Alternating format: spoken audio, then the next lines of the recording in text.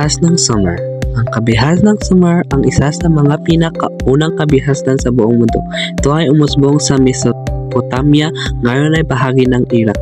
Bandang 4000 BC, ang mga Sumerian ay nakaimbento ng cuneiform, ang unang sistema ng pagsusulat, seguridad, templo ng katagangan, at sistemang panlipunan. Sila rin ang mahusay sa irigasyon, agrikultura at kalakalan.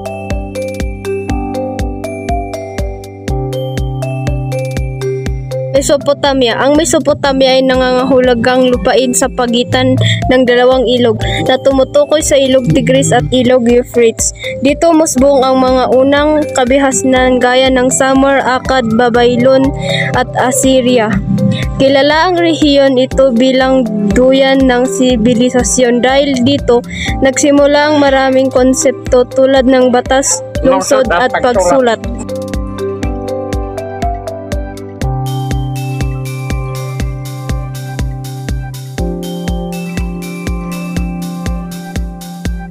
Ilog Indus. Ang Ilog Indus ay matatagpuan sa kasalukuyang Pakistan at hilagang kanlurang India.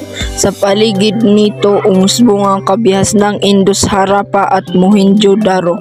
Noong 2500 BC, ang kabihas ng ito ay kilala sa maayos na plano ng lungsod, drainage system at kalakalan. Isa ito sa mga pinakamaunlad na sinaunang kabihasnan sa Asya.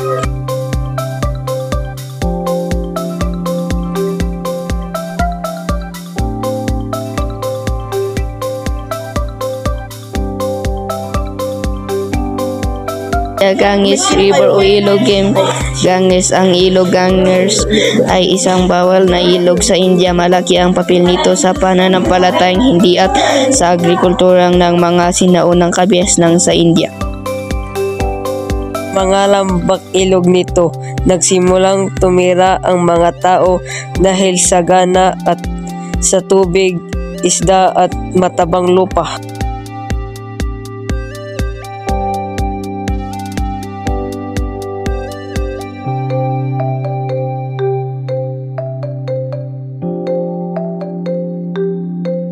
Ang irigasyon ay sistema ng pagdidilig o pagdadala ng tubig sa mga taniman lalo na kung hindi sapat ang ulan.